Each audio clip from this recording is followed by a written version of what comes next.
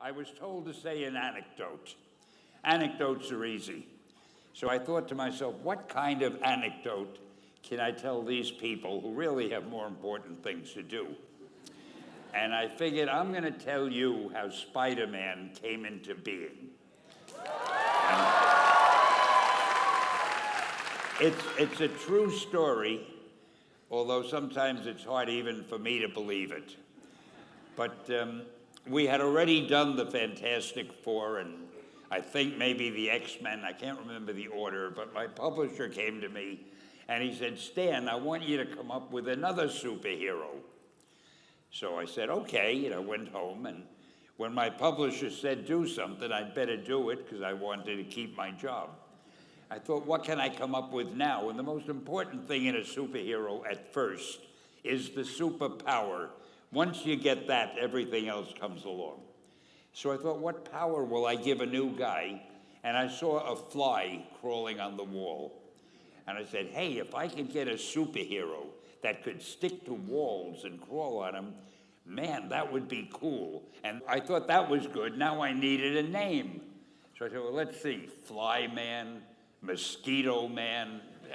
I got down to Spider-Man. Spider-Man. It just sounded dramatic.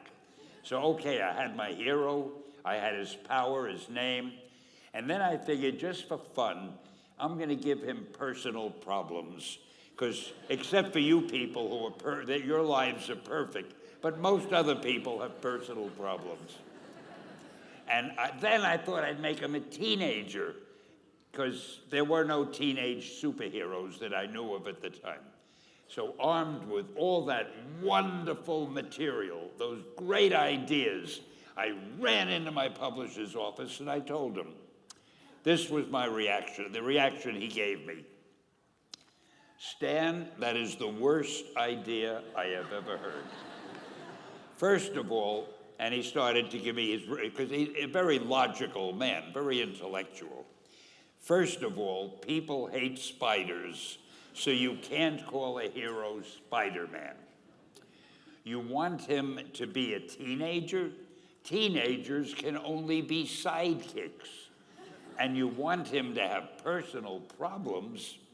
Stan, don't you know what a superhero is? They don't have personal problems.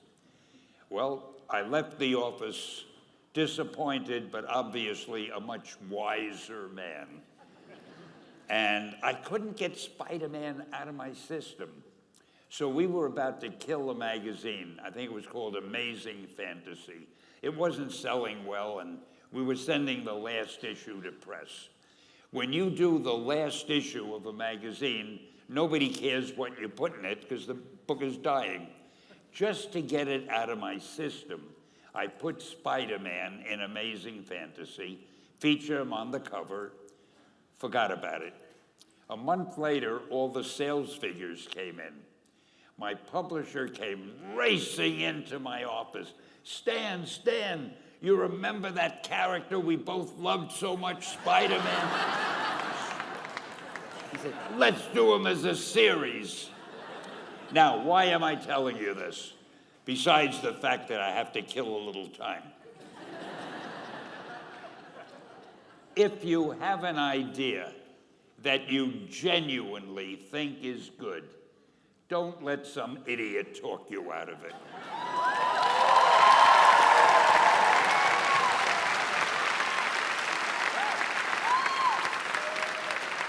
Now, that doesn't mean that every wild notion you come up with is going to be genius, but if there is something that you feel is good, something you want to do, something that means something to you, try to do it.